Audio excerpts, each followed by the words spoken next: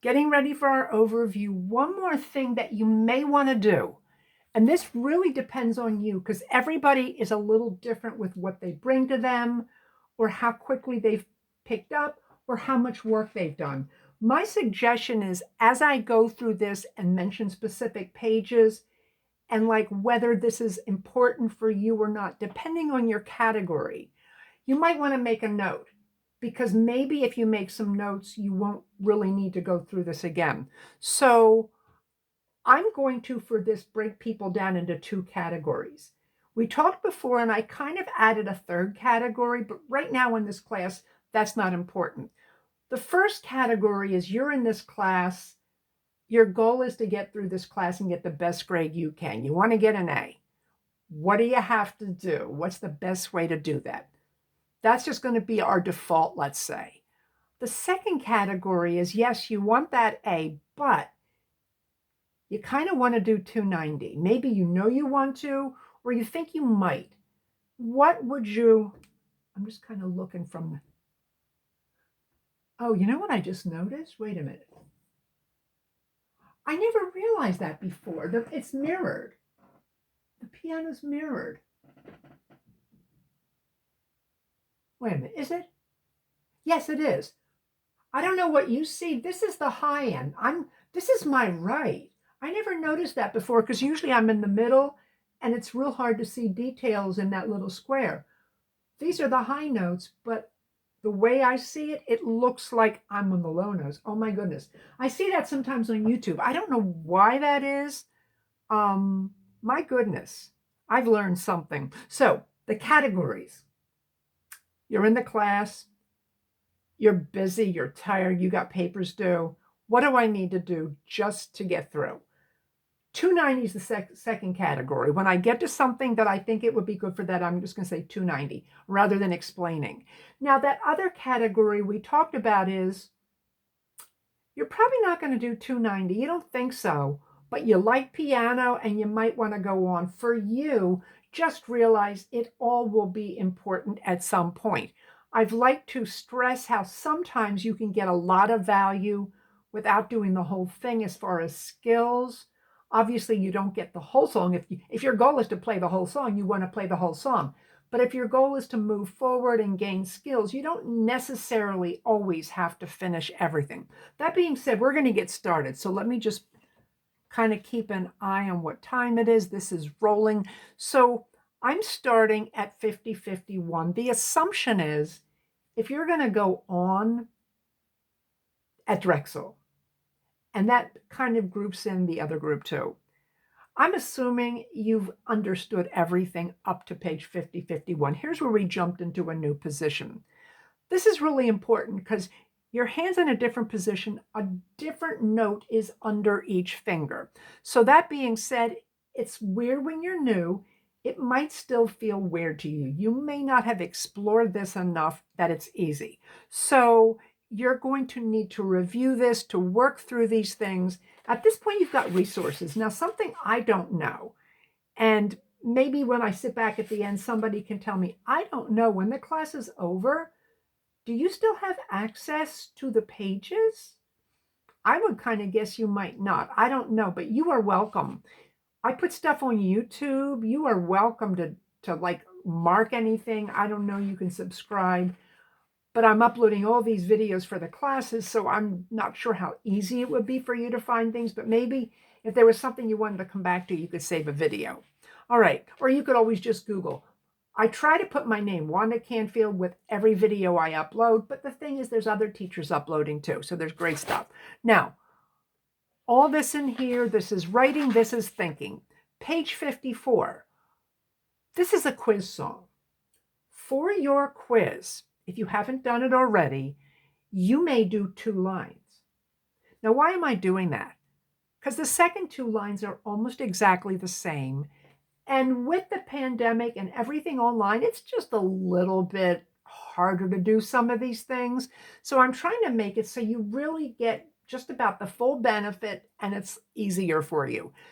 Now, if you have time, should you do it? Sure, you should do it. But if you're done with piano when you're done this, what difference does it make? If you like it, do it. So I am going to play through 2 lines, starting from the top.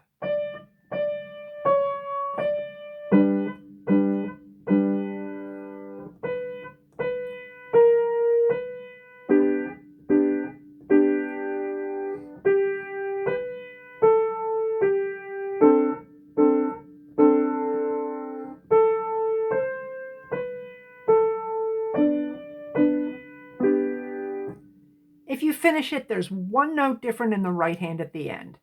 Page 66, F sharp, writing. If you're done with piano, no need to do this. If you're going to take theory, if theory is in your required courses, or I don't really know at Drexel, like how far theory goes, if there's any harmony courses, songwriting, I don't believe you have to notate for that. If you think you might need it, try it. If you're thinking, I just got to get through this course, writing it's not going to help you play better. All right, we're skipping to page 59.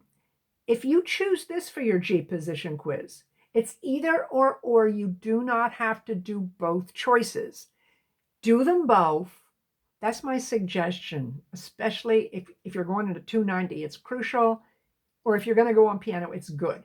However, if you're down to the wire and you're super busy and you really just need to get through this, pick the one, try them both, but pick the one you think you can work up the fastest. If you do cuckoo, I explained this, but I'm not sure how clear the explanation was. The first line has to repeat. And it's when you repeat it, you're doing the same thing. You can do just 2 lines of this, but the second line can't be the repeat. You must do a repeat, and then you would do this line. So in other words, you could skip the 4th line. And then 2, as a teacher, my reasoning is if you can do these, you could do that if you had a little bit more time. So if you can do it, sure, do it. I'd be happy to watch it. But if you're struggling, I'm giving you an amount that's doable, that's feasible, that also shows your accomplishment. Page 58 shows those chords. Obviously, that's important. The D7 chord. And now that I'm realizing everything's mirrored all term when I've been trying to carefully show it, I realize it's completely mirrored. It's backwards. Look at the charts I sent. I made a little keyboard chart with every chord with little dots. Plus the overhead shows that clearly. If you do cuckoo, this is what you need to do. Line 1, repeat line 1, then do 2. You may stop there if you're kind of struggling to get it all the way through perfect and you keep making a mistake at the end.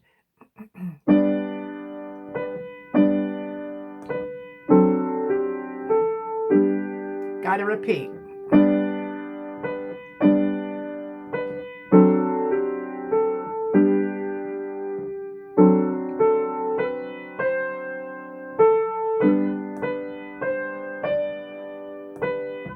You can stop there. It sounds incomplete. And if you want to finish it, do so. But the reason I would give for what's a logical reason why somebody might choose to do that, busy, or maybe just trying to pull that focus together when maybe you're tired and you've got other things pulling your attention, trying to get through a longer section. You will often find it's easier to do one line and work it up and get it good than another line and work it up and get it good. But when you put them together, sometimes you may find you're making mistakes. It's harder to hold your attention for longer. So that's why I'm doing it. So now you know about quiz 2, what your choices are, and if you do each one, play the full thing or play part. And I don't even think that's that much of a big deal if you're going on to 290, because if you can do most of it, what we're leaving at is minor. All right. Harp song. Here we have the right hands, which are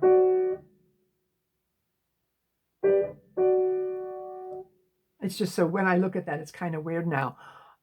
That's important if you're going on. If you're not going into 290, you don't have to worry about this because you don't have to do anything for me with the right hand chords.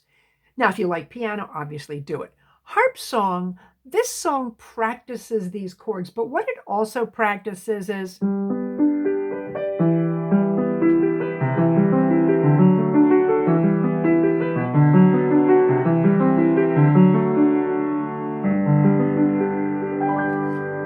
it practices arpeggios, which are really cool. If you're not doing 290 and you're busy though, you don't need to do this. Same with page 62.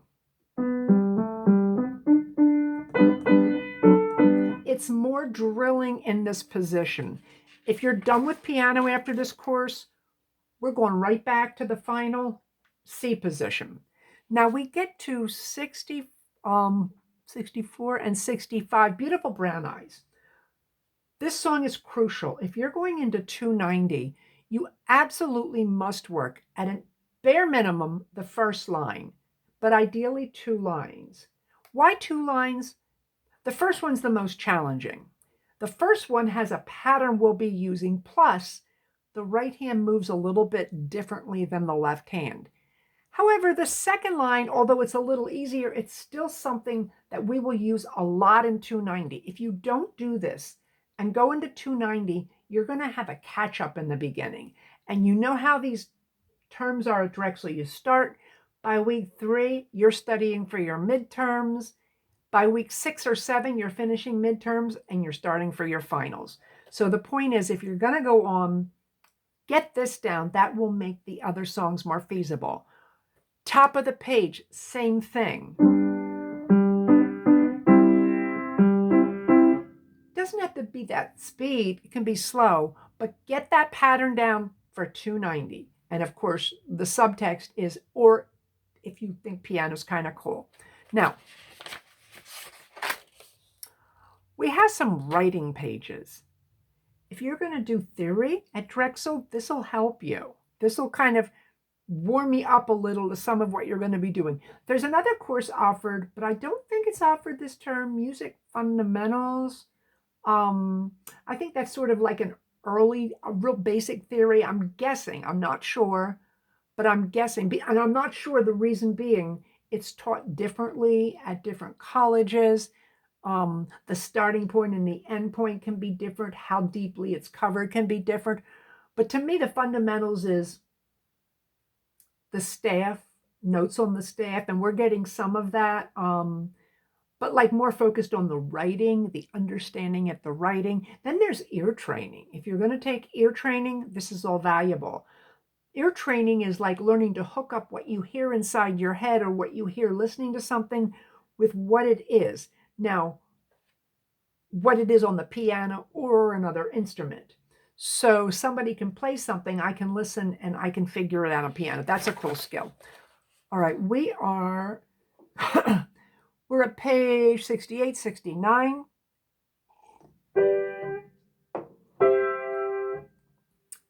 If you're done with piano after this term and you're busy, don't worry about this. If you're going to do 290, work on this. Working on 2 lines would give you the basics. The third line is more challenging.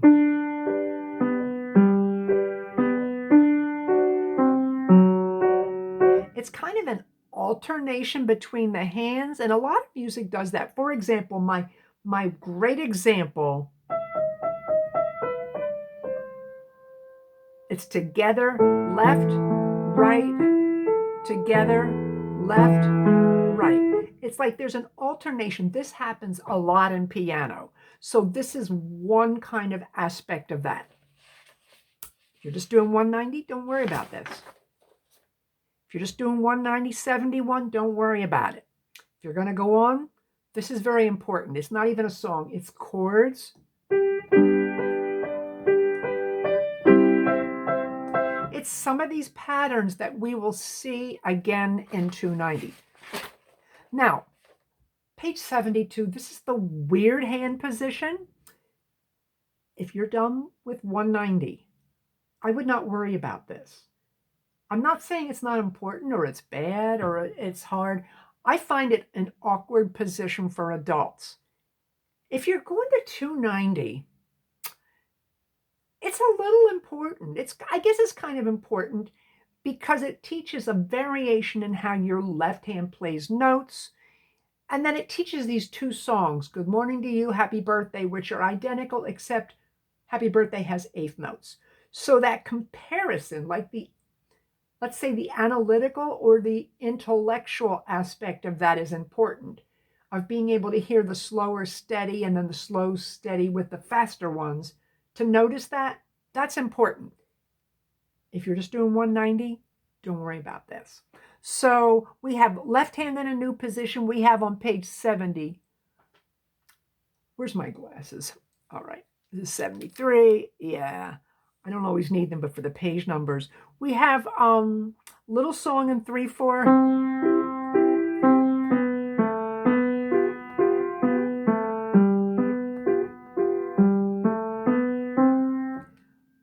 Simple little song.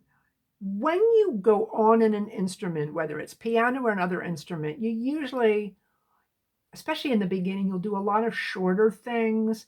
And depending on your teacher, depending on if it's a class or private lessons, some teachers require everything to be like absolutely tip-top perfect.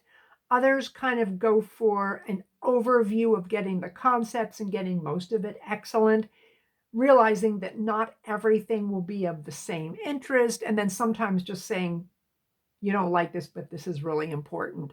So it's just a song using this position. Then we have the two songs that this leads us to. I'm just going to play a little bit. Good Morning to You. They introduce fermata, called bird's eye sometimes in elementary school. Pink box, top of 74. And it means hold a note longer. That's important. If you're just finishing up 190, don't worry about this. If you have time, try it, but don't stress over this.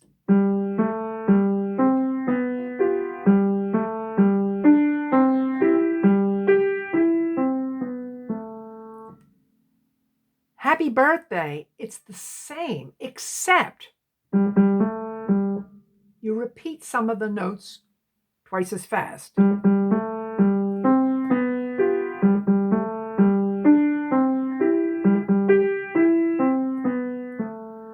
ending is a lot harder, and I virtually never work on this at all in the live classes. And I usually kind of do about what I'm doing with you. I explain it a little bit, I go over a little bit, we don't stress on it. So if you're going on, this is a great, like a review, an exercise. I don't know that review is the best word. When you learn an instrument, at some point you have to do, they're often called graded exercises, which is a little bit different from saying, I want to learn this song, I want to learn that song. It's things that step by step will increase the level of your skills. So that would be a reason to do this down the road. But for the purpose of this class, it's not necessary. You can do great without doing it. Now, we're up to the final. So the facing page does more with this comparison of quarter notes to the same basic tune, but with some eighth notes. You can kind of hear it's the same, but there's a little faster spot in there. Why does that happen here? Because of the words. Why would it happen in music if there's no words? Because the composer maybe wants more energy or drive. Who knows? It's just like if someone writes a novel, why do they choose which specific words? So we're at the final now. My point today is not breaking this down and working it, but I am going to tell you that for your final, I am willing to accept just 2 lines. We worked on 2 lines, then we worked a little bit on what's different in the last 2 lines. It's 3/4 the same. There are 8 measures, of which 6 are identical. So this kind of goes into that idea of like 80-20. We get most of the value with these 2 lines. If you're done with piano, you can still do this, but this is more challenging. It's a different right hand pattern with the black note, plus it's a different rhythm. And my experience over the years is often this section, the people that are a little behind, this is the hardest thing for them to wrap up. So if you're done with piano, if you're just trying to get through and get a great grade, focus on 2 lines. Do your best. I'm going to play it through. And then, because there's time, I'm going to talk a little bit about some pages after this.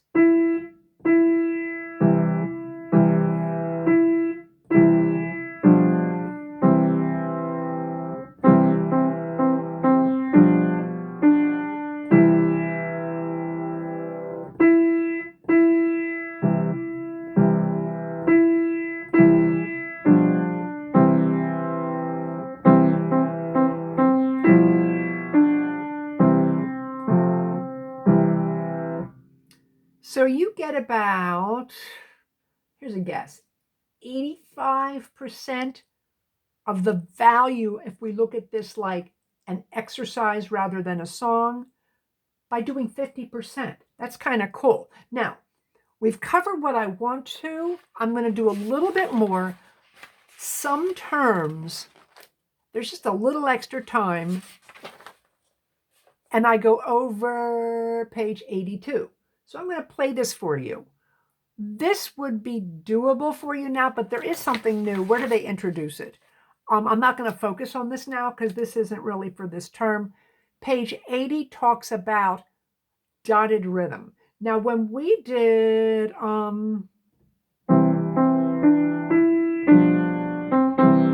in the very beginning, by the sound, most of you did play that uneven rhythm. Here they're starting to show you how it looks. We're not going to worry about that now. We're just going to worry about how this sounds. I'm going to play the whole song. You will notice the ending is like the beginning.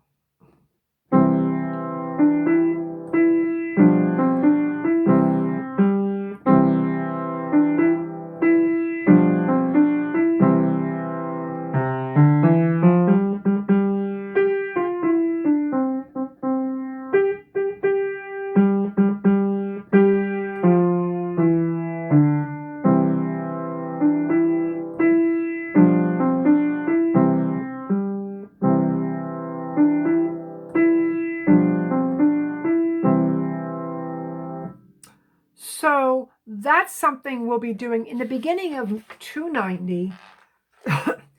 I do a review where I start at about, I think it's around page 60. Review a little, cover that, and then we move on. I am going to play you. I'm trying to decide. I know I'm going to play you 2 things from 290. Towards the end, we have a blues section. And there's one piece. What page is it? 117. I think I missed 107. I think it's 107. There's one piece that often is the favorite. And it's kind of fun. For a learning piece, it's really fun. It's called Got Those Blues. This is page 107.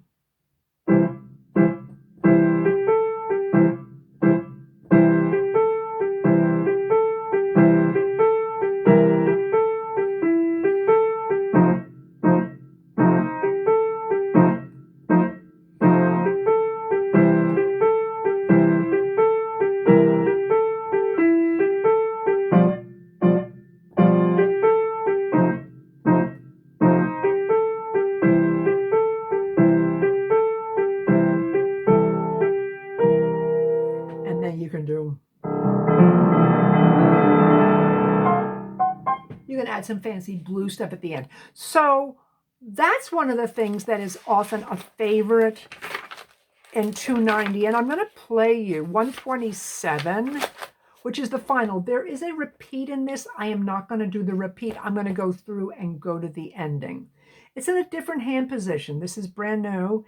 Your hands are a little bit lower than the C position.